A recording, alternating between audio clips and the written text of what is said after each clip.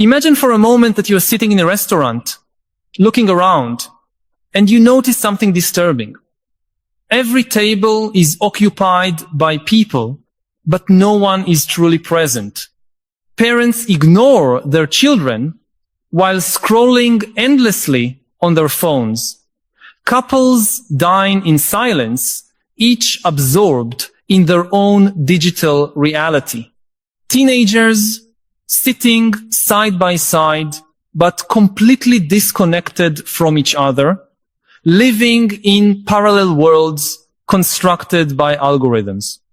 You feel a strange chill running up your spine, an uncomfortable sensation that something fundamental has been lost, but you can't put your finger on exactly what it is. This feeling you're experiencing isn't paranoia or romantic nostalgia for the past. It's your intuition capturing something that our conscious mind is still struggling to understand. We are witnessing in real time the process of self-destruction of our own social species. And the most frightening characteristic of this phenomenon is that it's happening almost invisibly, like a poison that acts slowly, undermining our ability to recognize that we're being poisoned. Throughout human history, great civilizations have collapsed for reasons that now seem obvious in retrospect. Rome crumbled under the weight of its own corruption and unsustainable expansion. The Maya exhausted their natural resources to the point of no return. The British Empire fragmented when it could no longer sustain control over territories too vast to govern effectively. But what we're experiencing today represents something completely different in human history. A civilization that has developed the most sophisticated tools ever created to connect people, disseminate knowledge, and solve complex problems. And that is using these very tools to fragment itself, misinform itself, and paralyze itself in the face of the most urgent challenges of its existence. The diabolical genius of this self-destruction process lies precisely in its invisibility, unlike the civilizational falls of the past, which were marked by dramatic events like barbarian invasions, devastating plagues, or sudden economic collapses. Our social disintegration is occurring through small daily erosions that individually seem harmless, even beneficial. Each notification we receive gives us a small dose of dopamine. Each like we get on our posts offers us instant validation. Each algorithm that shows us exactly what we want to see provides us with a comfortable sense of confirmation of our beliefs. Each product delivered to our door in less than 24 hours gives us an illusion of control and efficiency. But what we don't realize is that each of these small gratifications is contributing to a much larger and much more sinister project. The fundamental reformulation of what it means to be human in society. Consider for a moment how our capacity for attention, that mental faculty that allowed us to build cathedrals, write symphonies, and decipher the mysteries of the universe, is being systematically fragmented. The average human today checks their phone more than 150 times per day. This means that during our waking hours, we interrupt our attention every 6 or 7 minutes. Our brains, which evolved over millions of years to focus on one task for extended periods, are being reprogrammed to operate in bursts of concentration lasting mere seconds. And the most disturbing thing is that this reprogramming isn't happening by accident. It's the result of intentional design by corporations that profit billions of dollars from our fragmented attention and that invest fortunes in neuroscientific and psychological research to make their products increasingly addictive. But attention fragmentation is just the surface symptom of a much deeper transformation.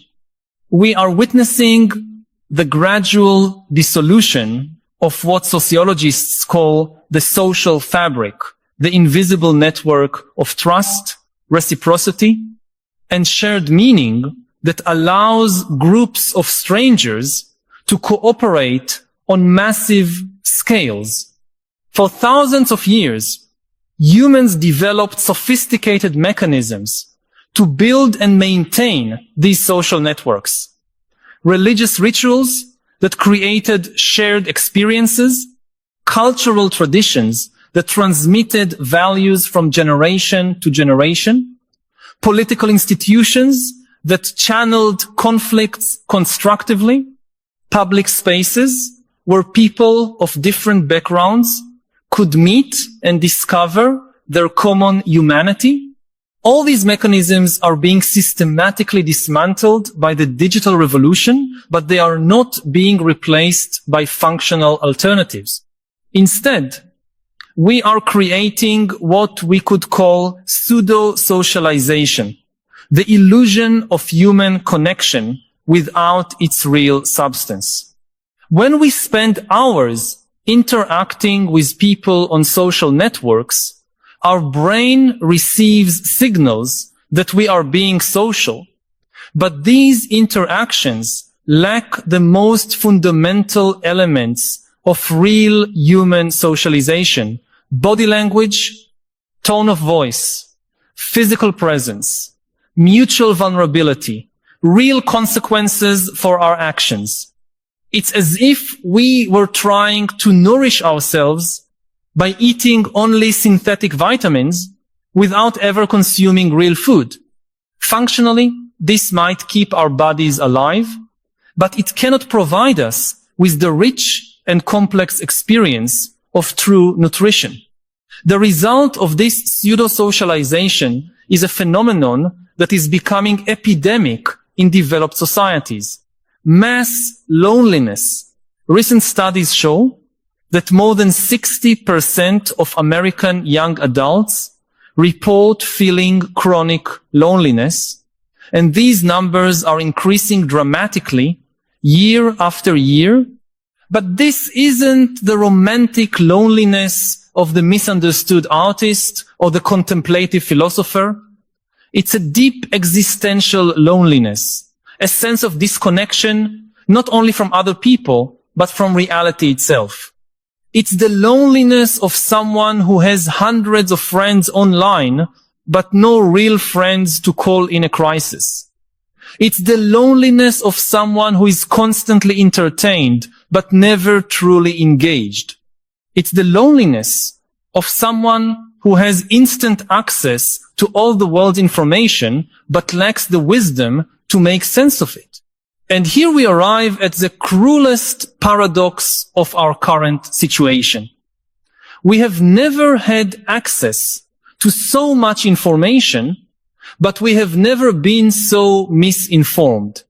We have never had so many communication tools, but it has never been so difficult to have real conversations. We have never had so many entertainment options, but we have never been so bored. We have never had so much individual freedom, but we have never felt so trapped. These aren't accidental paradoxes.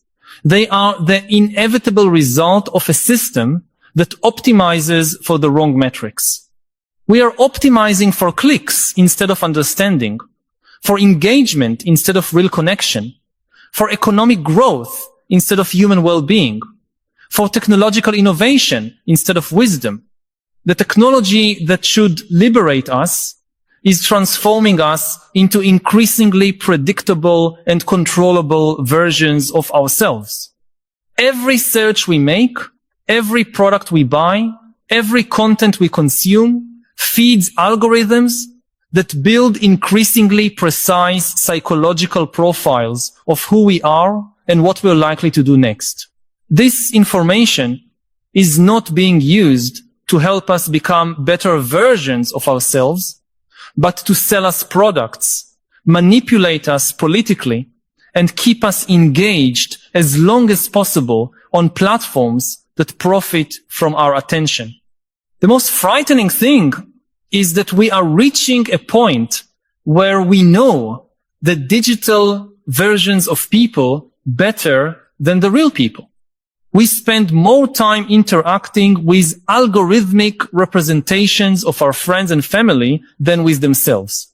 Social media algorithms decide which version of each person we see, which aspects of their lives are emphasized, which emotions are amplified. We are literally living in a reality constructed by machines that have no capacity to understand what it means to be human, and that are programmed by people whose main goal is not our well-being, but maximizing the time we spend on their platforms.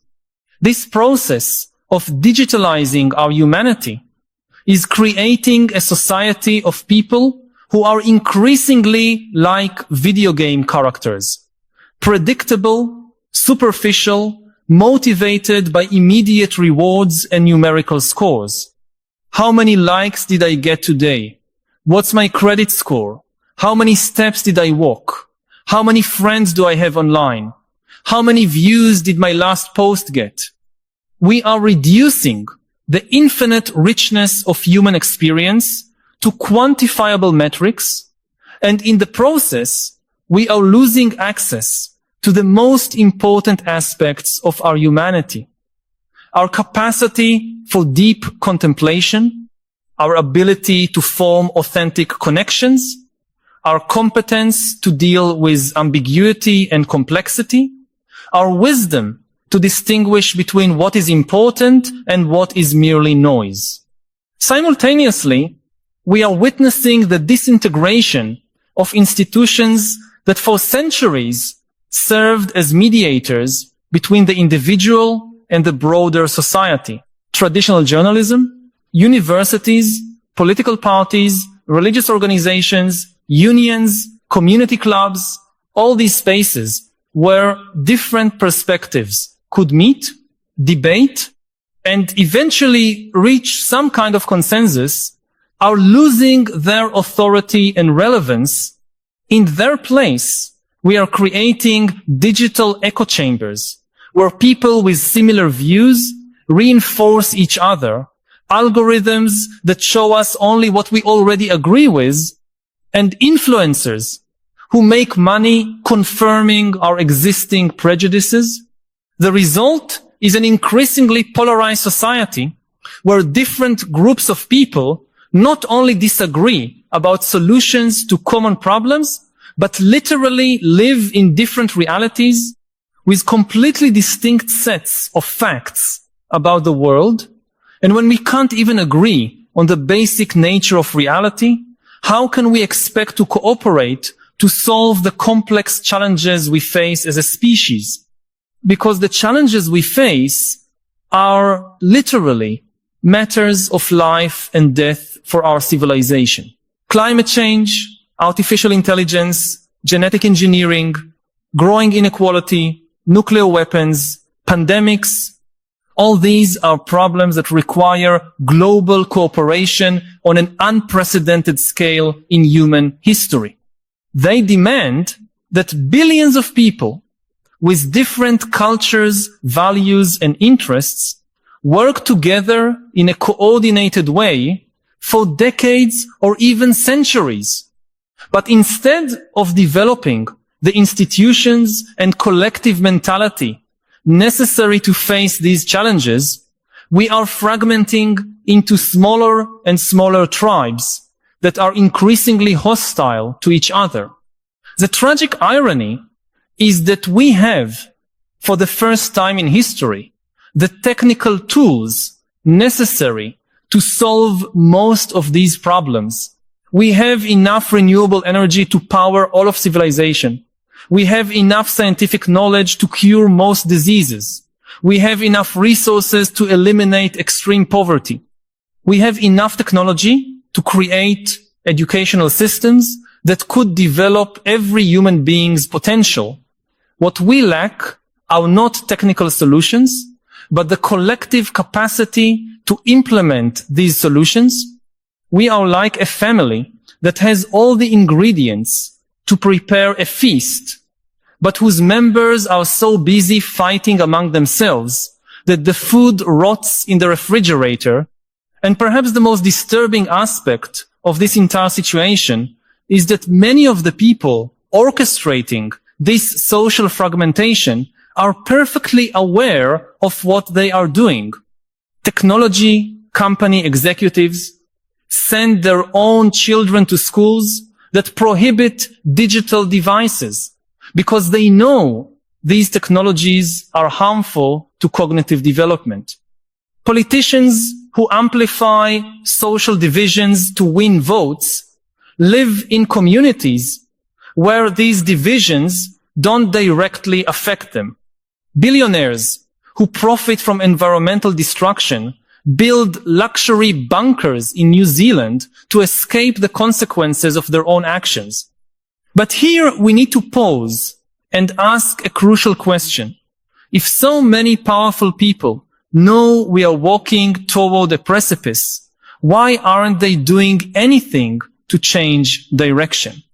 The answer is both simple and terrifying, because the system we have created is more powerful than any individual within it. Even those who seem to be in control, we are trapped in a dynamic that economists call the tragedy of the commons, where each individual actor, acting rationally according to their own short-term interests, contributes to a collective outcome that is disastrous for everyone. The CEO of a social media company cannot simply decide to make their platform less addictive, because that would reduce engagement, which would reduce advertising revenue, which would make stock prices fall, which would lead shareholders to replace them with someone more willing to maximize addiction. A politician cannot simply stop using divisive tactics, because their opponents will continue using these tactics and gain electoral advantage. A journalist cannot simply stop producing sensationalist content, because readers naturally gravitate toward drama and controversy, and outlets that don't provide this stimulation lose audience. We are, in other words, trapped in a kind of machine that we ourselves built, but that now operates according to its own internal logic, independent of our conscious intentions. And the logic of this machine is simple. Maximize engagement, maximize profit, maximize growth, regardless of human or environmental cost. It's a logic that treats human beings not as ends in themselves, but as resources to be extracted, data to be collected, attention to be monetized. We have reached the point where our own collective intelligence, which allowed us to dominate the planet and build impressive civilizations, is being used against us. Artificial intelligences trained on our data are becoming better than ourselves at predicting and manipulating our behavior. Algorithms know our desires, fears, and weaknesses better than our own friends and family. And these intelligences are not being used to help us grow, learn, and become better versions of ourselves, but to keep us in predictable behavioral loops that benefit their creators. Imagine a future, not very distant, where you wake up in the morning and before even getting out of bed, your phone already knows what kind of mood you're in, what type of content you'll want to consume, what products you're most likely to buy, what political opinions you're most susceptible to embracing, not because you consciously chose these things, but because algorithms analyzed your sleep pattern, your movements during the night, the speed with which you unlocked your phone, and 1,000 other subtle signals you didn't even know you were emitting. These algorithms then build your entire day around keeping you engaged, shopping, and predictable.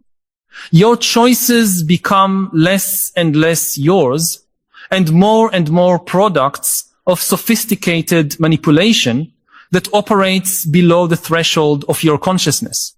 This is not dystopian science fiction. Elements of this reality are already manifesting around us. The question we need to face is there still time to change course? Is it still possible to recover our individual and collective agency? Can we still build a society that optimizes for human flourishing instead of corporate profit? I believe it is still possible, but only if we recognize the real urgency of our situation. We need to understand that we are not just facing political or economic problems that can be solved through elections or gradual reforms. We are facing an existential crisis that requires a fundamental transformation in how we think about technology, about community, about what it means to live a meaningful life in the 21st century. But perhaps the deepest and most disturbing dimension of this social self-destruction is something we have not yet fully explored. How it is fundamentally redefining our relationship with truth, with reality, and ultimately with our own identity as a species. For the first time in human history, we are creating parallel realities on a massive scale. I'm not just talking about differences of political or cultural opinion, which have always existed, but about the fragmentation of the very notion of a shared objective reality. When our algorithms show us personalized versions of the world, when our information sources are customized to confirm our existing prejudices, when our experience of reality is mediated by artificial intelligences that operate according to logics we don't understand, we are essentially living in separate informational universes. Consider how this manifests in practice. One person can wake up in the morning and receive news that confirms their political view is correct, that their fears are justified, that their identity groups are under attack. Another person in the same city at the same moment receives a completely different set of facts about the same events, confirming a diametrically opposite worldview. We are not just disagreeing about interpretations of the same data.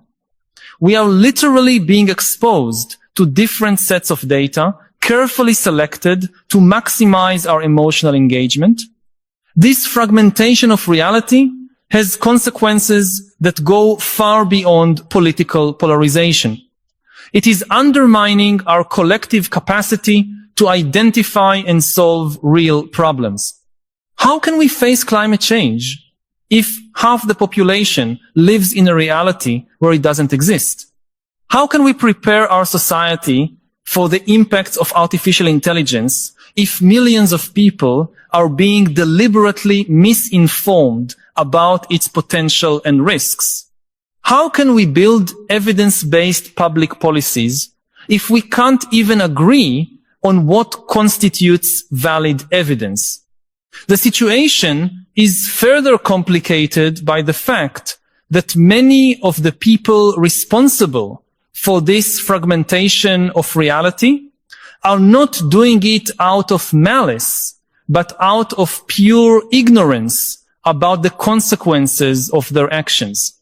Programmers creating recommendation algorithms often don't think about how their code is shaping the perception of reality for billions of people. Media company executives focus on engagement metrics without considering how constant sensationalism is deteriorating our capacity for discernment. Politicians use disinformation tactics to win elections without contemplating how they are contributing to the erosion of public trust in democratic institutions. It's as if we were collectively building a digital Tower of Babel, where each group speaks a different language and no one can communicate effectively with others anymore. But unlike the biblical story, where the confusion of tongues was divine punishment, our confusion is self-inflicted, the result of systems we built and that now control us. And here we arrive at one of the cruelest ironies of our situation. The more connected we are digitally, the more disconnected we become from physical reality and real people. We are developing more intimate relationships with algorithms than with our neighbors. We know more about the lives of celebrities we will never meet than about the challenges faced by people who live on our own street. We have strong opinions about conflicts on the other side of the world, but don't know the names of the children playing in the park next to our house. This inversion of priorities is not accidental. It is the result of intentional design by systems that profit by keeping our attention focused on distant and abstract dramas instead of the concrete realities we could actually influence.